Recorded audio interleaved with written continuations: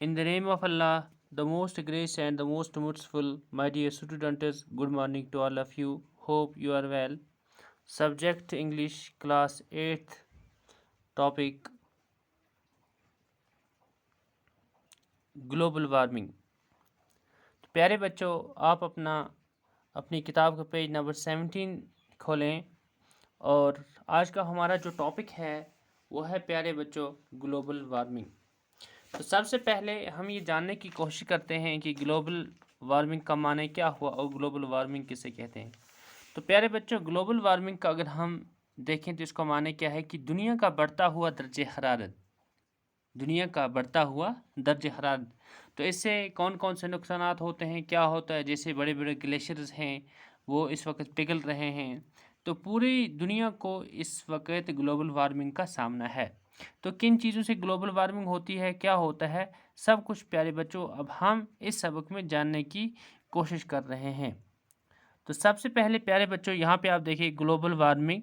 Global warming जो है उसके बाद है ए catastrophe in the making.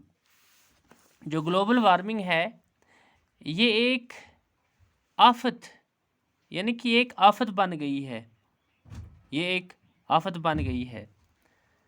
Mankind has been facing natural catastrophes like floods, earthquakes, storms, cyclones, tsunamis, etc. The devastating effects of a man-made catastrophe, i.e. global warming, have already become evident. Read the lesson to understand what global warming means and how it can change the face of the earth. तो इसमें हम प्यारे बच्चों ये जानेंगे कि जो global warming है ये इंसानी नस्ल की कुदरती आफात का सामना करती है।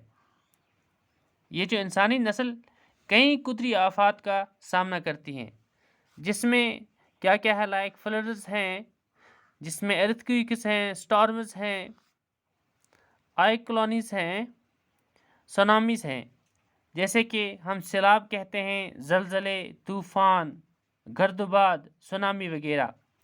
तो ऐसी ऐसी कुदरती आफात हैं जिनका सामना इंसान को, इंसानी नस्ल को करना पड़ता है। तो उसके बाद प्यारे बच्चों, the devastating effects of a man made catastrophe i.e. Global warming have already become evident.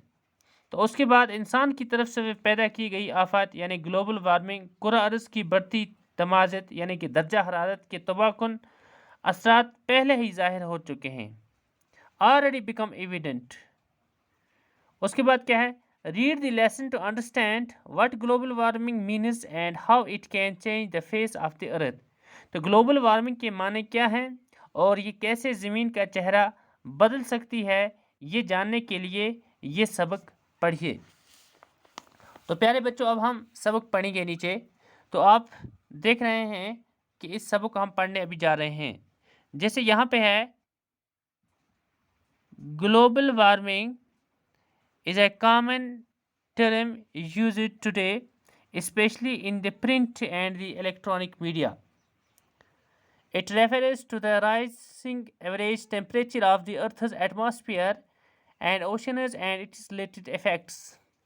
In the last 100 years, the Earth's average surface temperature has increased by about 0.8 centigrade, 1.4 Fahrenheit, with about two-thirds of the increase occurring over just the last 3 decades.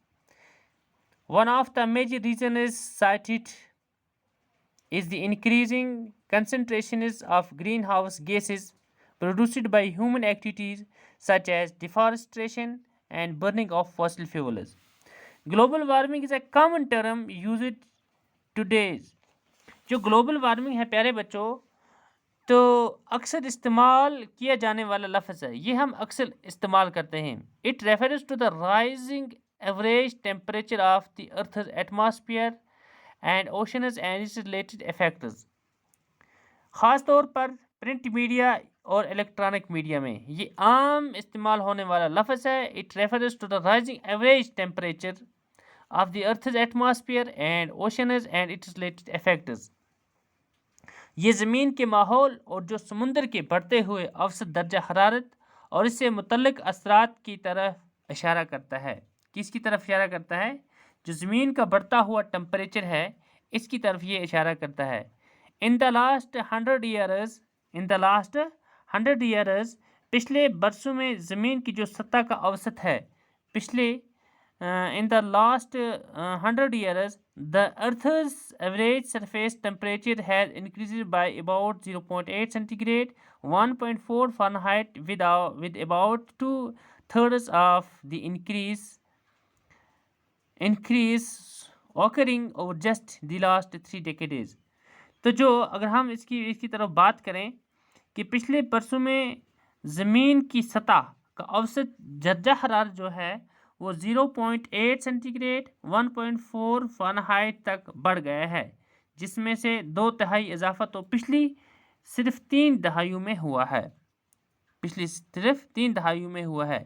One of the major reasons cited in the increasing concentrations of greenhouse gases produced by human activities such as deforestation and burning of fossil fuels.